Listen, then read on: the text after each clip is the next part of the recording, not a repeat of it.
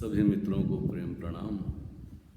एक प्रश्न स्वामी अंतर्वर्तन ने भेजा है, तो सोचा है आज उस पर संक्षिप्त में कोई बात की जाए। स्वामी जी प्रेम।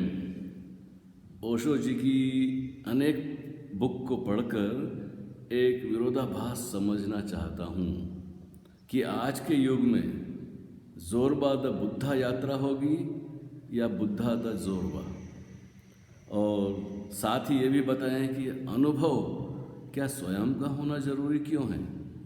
क्या इतिहास की घटनाओं को देखकर पढ़कर भी तो आगे बढ़ा जा सकता है?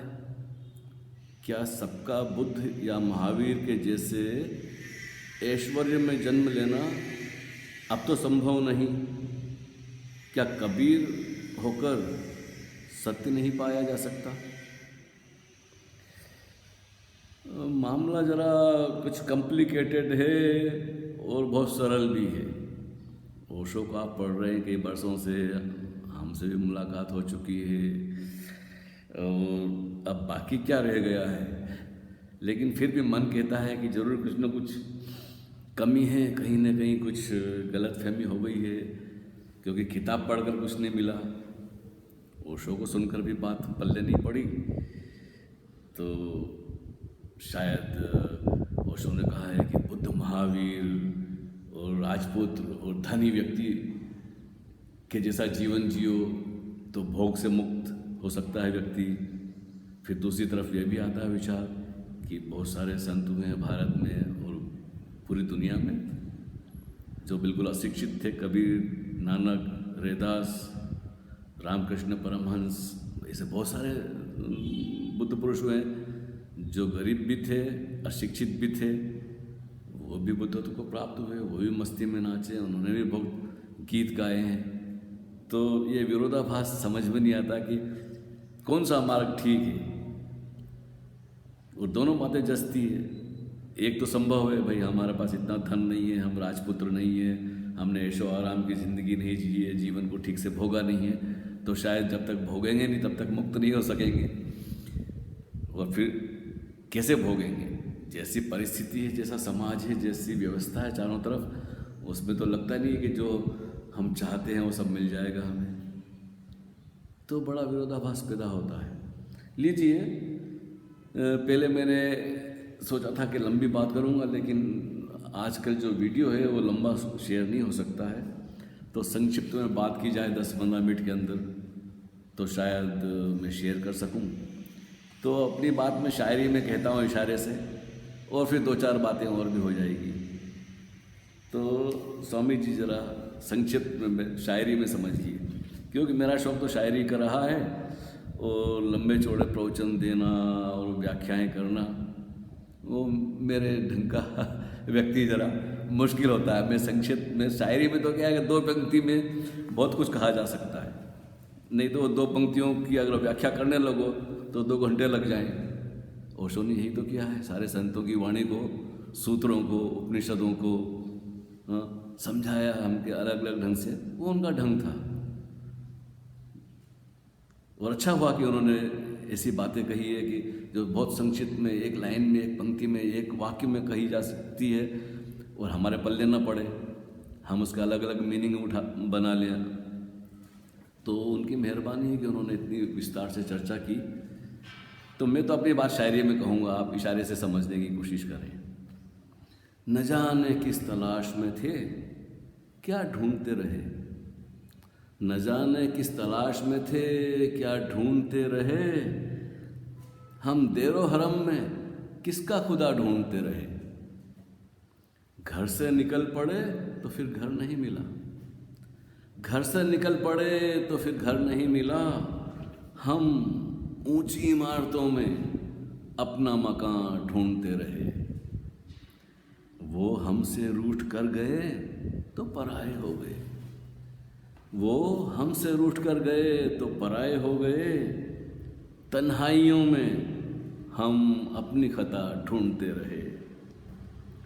वो बेवफा नहीं था, वो बेवफा नहीं था, पर हमने कदर न की। क्यों कर हुआ वो हमसे खफा ढूंढते रहे। इस जुनून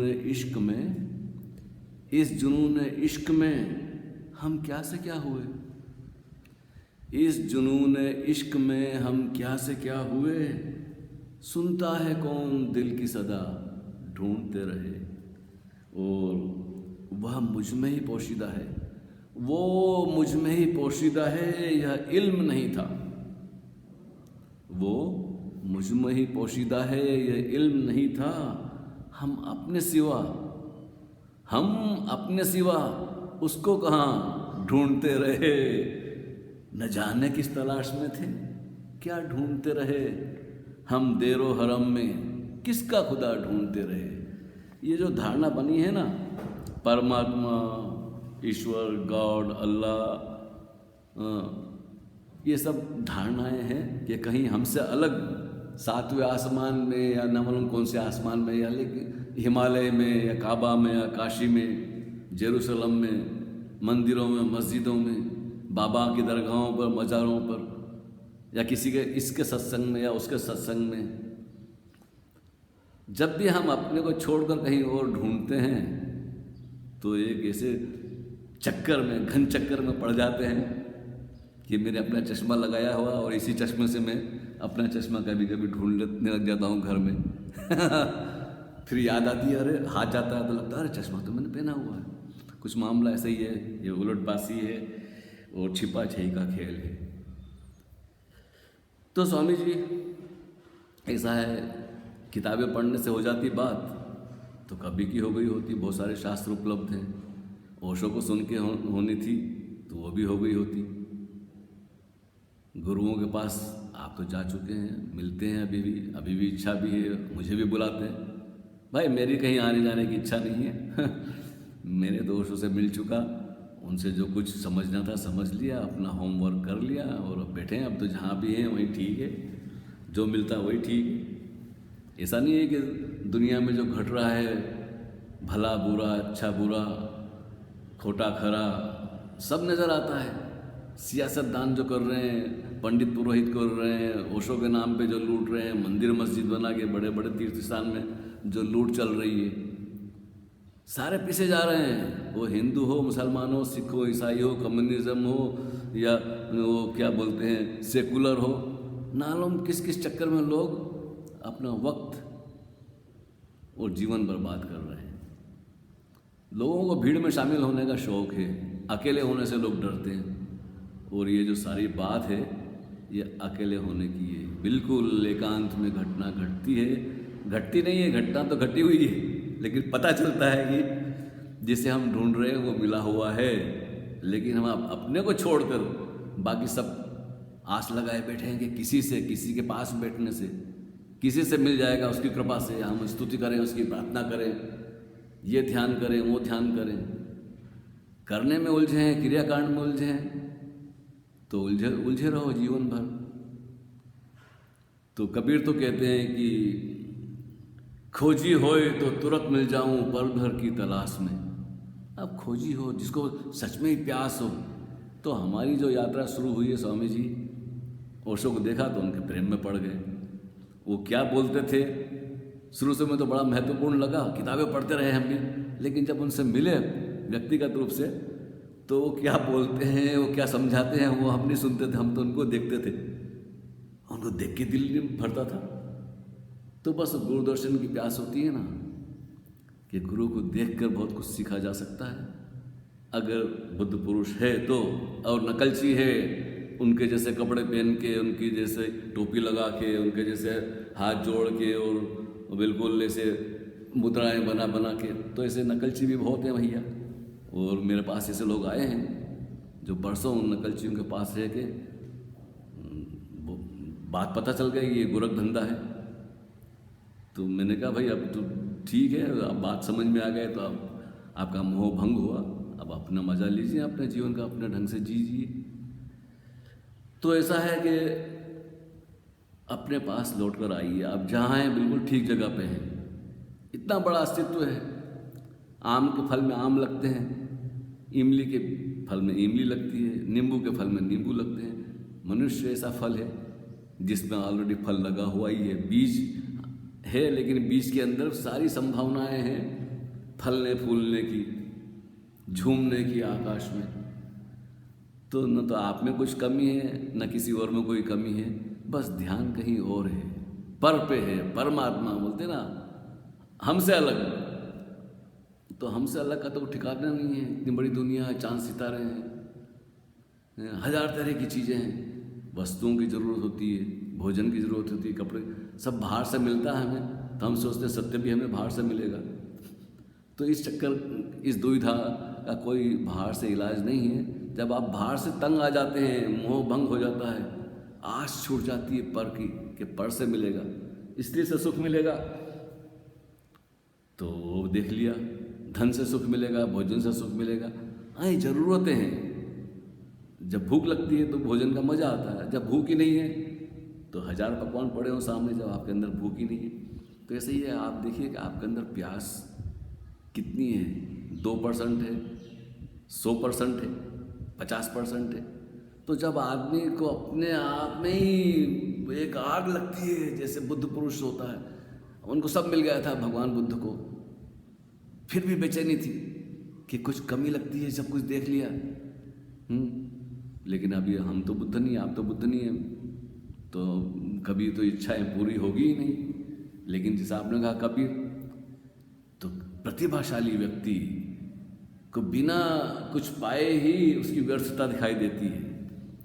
धन मिलने के बाद भी लोगों को व्यर्थता उसकी नहीं दिखाई देती। करोड़पति है, कोरेगांव पार्क में बड़े बड़े महाराजा, मिलियनर, बड़े बड़े बंगले, सुशिक्षित लोग थे, वो कभी नहीं आए ओशो के पास। वो बिहार से आ गए, नेपाल से आ गए, मध्य प्रदेश से, महाराष्ट्र से, दूर दूर से लोग तो बिना टिकट लिए ट्रेन में आ गए जब उन्होंने ओशो की किताब पढ़ी या उनको कहीं से उनकी वाणी सुनी। जर्मनी से, फ्रांस से, इटली से, कहाँ से लोग चले आए। जिनके अंदर प्यास थी वो आ गए, और जिनके अंदर प्यास नहीं थी वो ग्लेन में भी रहते थे, ऊपर की मंजिल पे।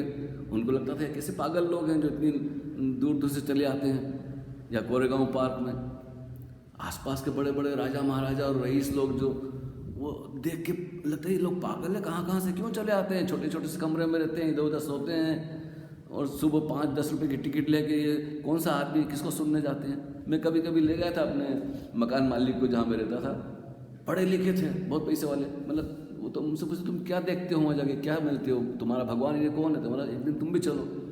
वो आए, उनके कोई पल्ले पड़े ही नहीं, बोले इससे तो मैं राजेश खन्ना की फिल्म देखना पसंद करता हूँ। अब जिसके अंदर प्यास ही नहीं है उनके लिए वो शो यूजलेस है, बिल्कुल अर्थहीन। तो ऐसा है कि अपनी प्यास पर निर्भर है स्वामी जी। न तो किताब में, न मंदिर, न मस्जिद, न काबा काशी, न गुरु। हाँ, जब ये पता चल जाए कि दूसरे से नहीं मिल सकता है तो आदमी धीरे धीरे अपने अंदर ही अपनी आती जाती सांसों को देखता है, अपना ही निरीक्षण करता है, होशपूर्वक उठता बैठता है, चलता है। हाँ, तो छोटे मोटे जो शौक हैं पूरे कर लीजिए, और ये तो आखिरी अल्टीमेट बात है। और जब पता चल जाता है आपको, सच कोई बताने वाला दो टूक जो बात कह देता है कि भाई इधर उधर मत भागो, अपने घर में अपने पास बैठो, तो किसी भी दिन क्षण भर में, पल भर में बात बन जाती है। लेकिन जब तक इच्छाएं हैं, वासनाएं हैं, उम्मीदें हैं कि कहीं और से मिलेगा, दूसरे से मिलेगा, इससे नहीं मिला तो उससे मिलेगा, उससे नहीं तो उससे मिलेगा, तब तक भटकन है भैया।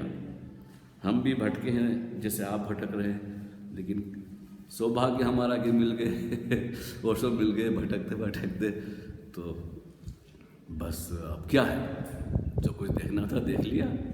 अब हम जहाँ भी हैं ठीक है, बहुत कुछ उथल पुथल होती रहती है। अभी हम देखो 1.5 साल हो गया भारत में अटक गए, अब क्या किया जाए, हमारे हाथ में तो नहीं है कि हम मुड़ के चले जाएं, फ्लाइट ही बंद है। तो अभी अब जहाँ भी है, जिसने भी बुला लिया, मित्र बुलाते रहते हैं तो उनके पास चले जाते हैं। कोई 2 दिन रखता है, कोई 10 दिन रखता है, कोई 2 महीने रखता है।